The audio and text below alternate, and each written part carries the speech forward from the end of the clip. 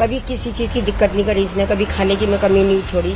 बेटियां चली जाती थी बाहर लड़कों के साथ में, मतलब उन्होंने लव लेटर लिखे लड़कों ने, इनके शिकायत में मतलब बाप को अंदर किया है इन्होंने। बहुत दिक्कतें झेली। अब 5 साल तक मैं रो के ही निकली। मेरे 5 साल बाद ये कैसा इंसाफ?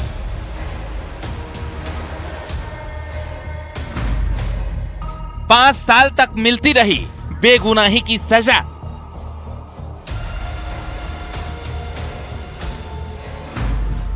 पांच साल जेल में जी जिल्लत की जिंदगी।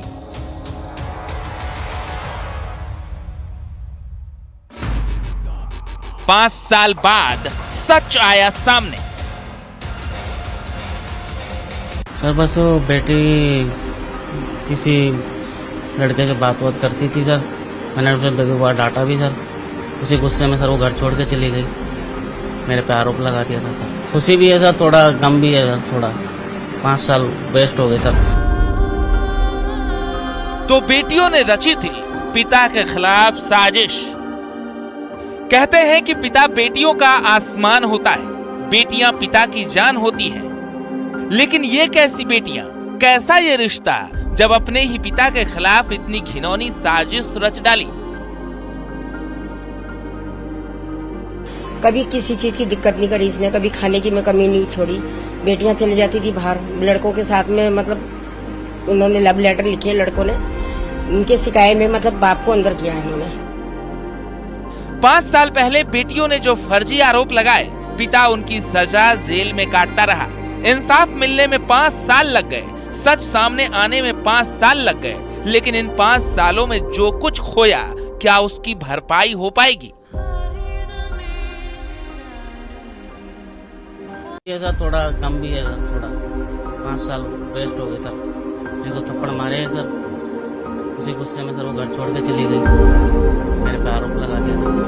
मम्मी के बहकाए में थी सर, इसलिए सर। हाँ जी सर, कुछ अपने दोस्तों के बहकाए में थी। पुलिस को कुछ बोला सर, पकड़ के ले गए थे। चलो, ये कहानी उत्तराखंड की एक ऐसी कहानी है जिसमें विक्टिम भी पिता है और कभी विलन भी पिता को ही बनाया गया। बेटियों ने कम उम्र में जो आरोप लगाए, आज उनका सच दिखाएंगे और बताएंगे कि कैसे कई बार जो दिखता है वो सच नहीं होता।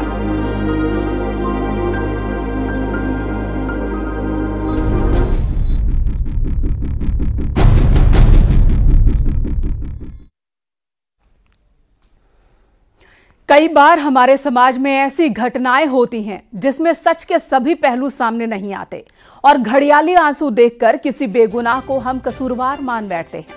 फिर शुरू होती है इंसाफ की लड़ाई। एक तरफ अपनों से मिला धोखा और दूसरी तरफ कानून की नजरों में खुद को बेगुनाह साबित करने की लड़ाई। इसमें सालों बीत जाते हैं, इंसाफ तो मिलता है लेकिन इतनी देर हो चुकी होती है कि इंसाफ सब कुछ हार चुका होता है इंसान। ऐसी ही झकझोर देने वाली कहानी देहरादून से सामने आई, जिसमें 5 साल बाद एक पिता को अपनी ही बेटियों से रेप के मामले में बेगुनाह पाया गया। आरोप फर्जी बताते हुए पिता को अदालत ने रिहा कर दिया।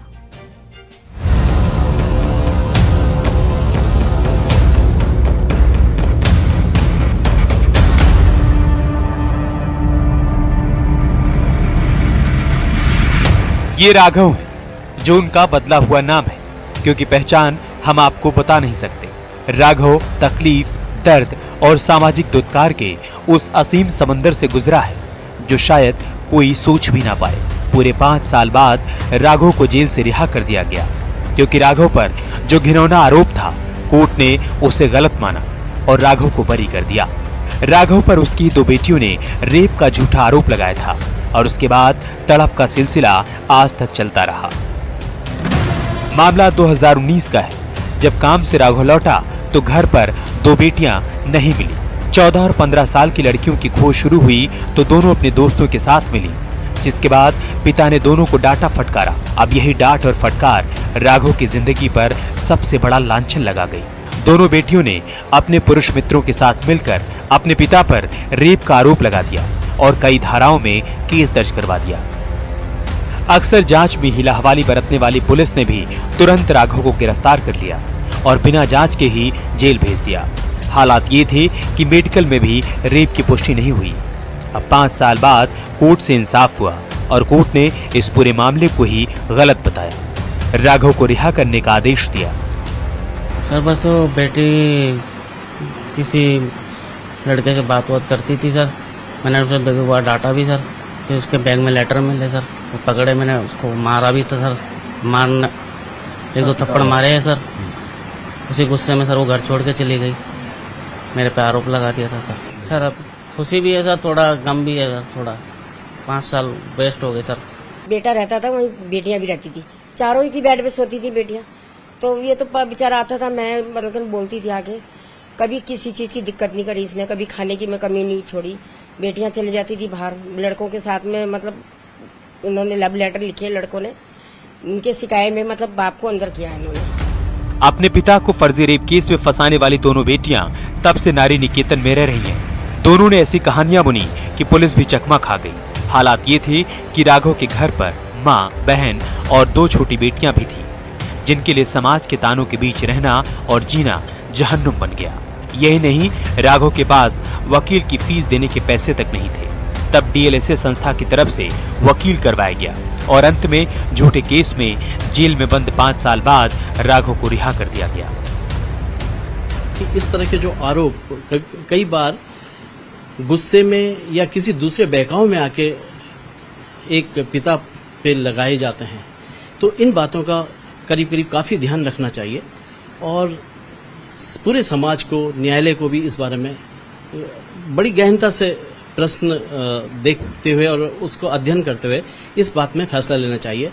मैं माननीय न्यायालय का भी धन्यवाद अदा करना चाहूंगा कि जिन्होंने पत्रावली को बड़े सूक्ष्म तरीके से उसका अध्ययन किया और ये पाया कि जो ये आरोप लगे हैं, अपनी बेटियों से रेप जैसे संगीन आरोप में जेल गए राघव के लिए ये 5 साल कहीं से भी आसान नहीं थे। न सिर्फ जेल की काल कोठरी में वक्त बिताया, बल्कि सामाजिक तिरस्कार भी झेला। ऐसे में सवाल उस खाकी पर भी है जिसने बिना किसी जांच के, बिना किसी गवाह और सबूत के एक बेगुनाह को जेल भेज दिया। देहरादून से न्यूज़ 18 के लिए सत्येंद्र बर्दवाल की रिपोर्ट।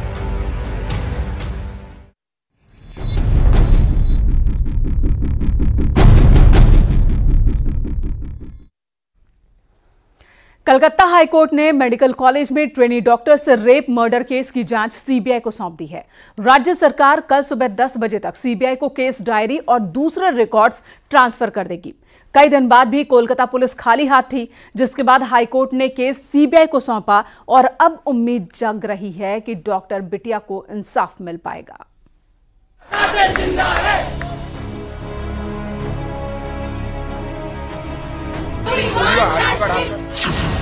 कोलकाता कांड में रूह कपा देने वाली report. Doctor rape murder case में दरिंदगी की सारी हदें पार। महिला डॉक्टर को हत्यारे ने तड़पा तड़पा कर मारा। नींद में सो रही डॉक्टर का रेप किया। रेप के बाद गला दबाकर मौत की नींद सुला दिया। यही है वो आरोपी संजय रॉय, जिस पर ड्यूटी पर तैनात एक महिला डॉक्टर के रेप और क्रूरतम हत्या का आरोप लगा है। मरीज की जान बचाने वाली डॉक्टर की जान इतनी क्रूरता से की गई कि पोस्टमार्टम रिपोर्ट देखकर हर कोई सन्न रह गया। ट्रेनी महिला डॉक्टर की पोस्टमार्टम रिपोर्ट के मुताबिक उसकी दोनों आंखों के नीचे कांच के टुकड़े मिले। महिला डॉक्टर की गर्दन टूटी हुई थी। महिला डॉक्टर के निजी अंगों में चोट के निशान थे। उसके सिर को दीवार पर कई बार पटका गया। चेहरे और पूरे शरीर पर चोट के निशान पाए गए। ट्रेनी डॉक्टर के प्राइवेट पार्ट से खून बहा था। उसकी आंखों और मुंह से भी खून निकला था। महिला डॉक्टर के नाखूनों में आरोपी की त्वचा के कुछ अंश मिले हैं। ट्रेनी महिला डॉक्टर के शरीर में शायद ही ऐसा कोई अंग बाकी रहा हो जिस पर चोट के निशान न मिले हो। पोस्टमार्टम रिपोर्ट में उसके सिर, चेहरा, होठ, गर्दन, पेट, हाथ और पैर पर चोट के निशान पाए गए। पोस्टमार्टम रिपोर्ट से पता चला कि ट्रेनी महिला डॉक्टर के साथ पहले रेप किया गया और इसके बाद गला घोंटकर, मुंह दबाकर उसकी हत्या कर दी गई। रिपोर्ट के मुताबिक सुबह 3 बजे से 5 बजे के बीच पीड़ित का गला घोंटकर हत्या की गई थी। आरोपी ने एक बार नहीं बल्कि 2 बार गला घोंटा था।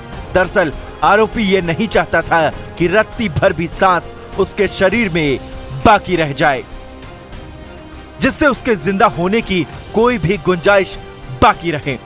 इसलिए हत्यारे ने दूसरी बार भी उसका गला काफी देर तक दबाया और पूरी तसल्ली हो जाने पर ही छोड़ा। पोस्टमार्टम रिपोर्ट आने के बाद ये कहा जा रहा है कि पीड़ित डॉक्टर ने आरोपी संजय से खुद को बचाने के लिए पुरजोर विरोध किया होगा। इस झड़प में उसके चश्मे का शीशा टूट गया और शीशे के टुकड़े उसकी आंखों में चले गए, जिसके बाद उसकी आंखों से खून बहने लगा। इसके अलावा वो हाथापाई के दौरान चिल्लाने की कोशिश की होगी, जिसे चुप कराने के लिए आरोपी ने उसका सिर दीवार पर मारा होगा, जिससे उसके चेहरे और सिर पर चोट लगी है। इधर पुलिस को आरोपी संजय रॉय के मोबाइल में पॉर्न क्लिप्स मिली हैं। पुलिस के मुताबिक वारदात को अंजाम देने से पहले उसने अस्पताल के पिछले वाले हिस्से में शराब की और पॉर्न देखा। इसके बाद वो अस्पताल के सेमिनार हॉल में गया, जहां ट्रेनी महिला डॉक्टर पहले से गहरी नींद में सो रही थी। अस्पताल का कर्मचारी नहीं होने के बाद भी संजय रॉय अस्पताल के किसी भी हिस्से में बेरोक टोक जाता था, क्योंकि आरोपी संजय रॉय कोलकाता पुलिस कल्याण बोर्ड में सिविल वॉलंटियर है। इसकी वजह से अस्पताल के कई विभागों में उसकी आसान पहुंच थी। वो कोलकाता पुलिस लिखी टी शर्ट पहनकर घूमता था। उसकी बाइक पर भी कोलकाता पुलिस का स्टिकर लगा हुआ था। अस्पताल में संजय बहुत रौब में रहता था और वो आरजी कर मेडिकल कॉलेज की पुलिस चौकी में तैनात था। उसका काम अस्पताल आने वाले पुलिस कर्मियों की मदद करना था। अस्पताल में संजय रॉय खुद को कोलकाता पुलिस का कर्मचारी बताता था। उसकी सैलरी महज 12,000 रुपए है, लेकिन कहा जा रहा है कि अस्पताल में भर्ती कराने के लिए वो मरीजों से रिश्वत लेने वाले गिरोह का सदस्य भी था, जो अस्पताल में भर्ती होने के लिए मरीजों के रिश्तेदारों से पैसे वसूलता था। अगर मरीजों को सरकारी अस्पताल में बेड नहीं मिलता तो वो पास के नर्सिंग होम में बेड दिलाने के लिए मरीजों के रिश्तेदारों से पैसे लेता था। पुलिस के मुताबिक पूछताछ के दौरान उसने अपना गुनाह कबूल कर लिया, लेकिन अपने गुनाह पर उसे कोई पछतावा नजर नहीं आया। उल्टे उसने कहा कि चाहो तो मुझे फांसी पर लटका दो। आरोपी संजय भी जानता है कि उसके खिलाफ जो सबूत मिले हैं वो उसे फांसी के फंदे पर लटकाने के लिए काफी हैं। इसलिए उसने अपना जुर्म आसानी से कबूल लिया।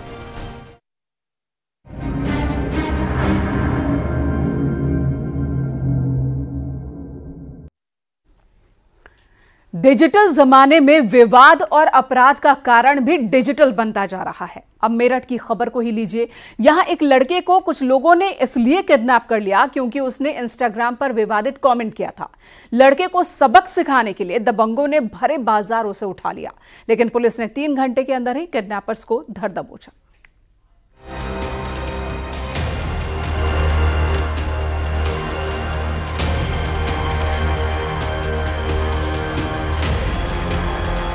इंस्टा की लड़ाई बात किडनैपिंग तक आई। कमेंट के बदले किडनैपिंग।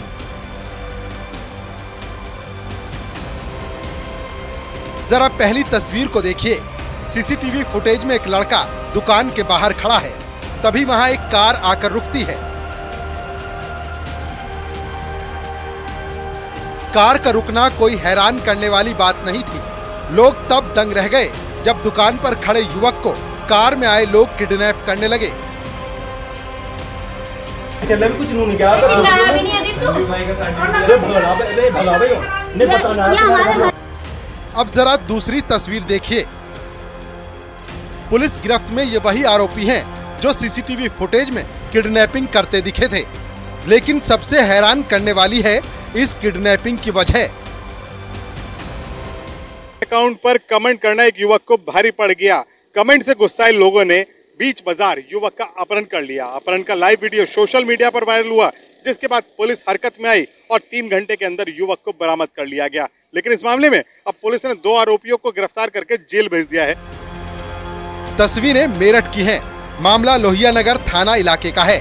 युवक एक दुकान पर खड़ा था, तभी कार से 6 लोग आए, युवक को पकड़ा, वो पीछे हटने की कोशिश करने लगा, लेकिन तभी लड़के उसे कार में किडनैप कर फरार हो गए।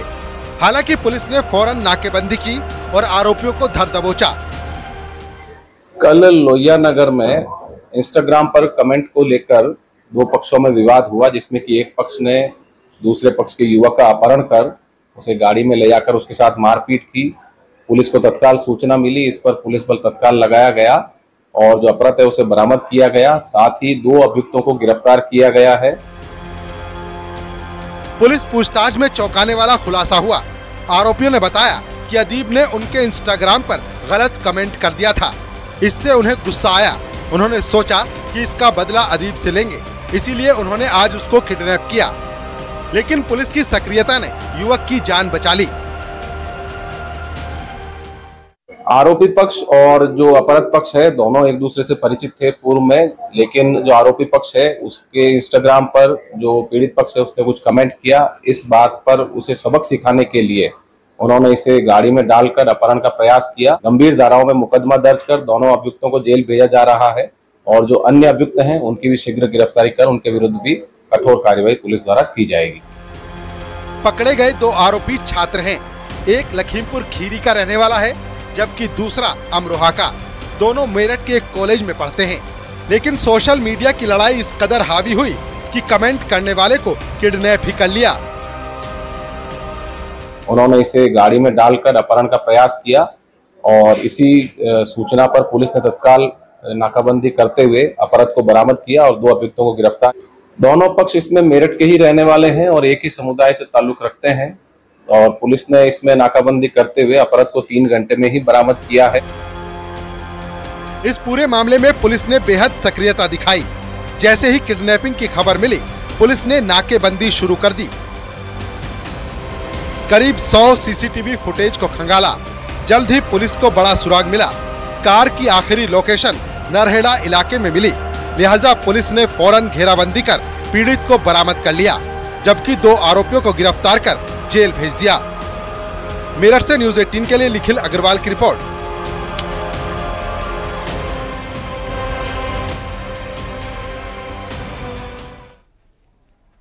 यहाँ रुकेंगे एक ब्रेक के लिए। ब्रेक के बाद भी न्यूज़ 18 पर खबरों का सिलसिला जारी है। आप देख रहे हैं न्यूज़ 18 उत्तर प्रदेश उत्तराखंड।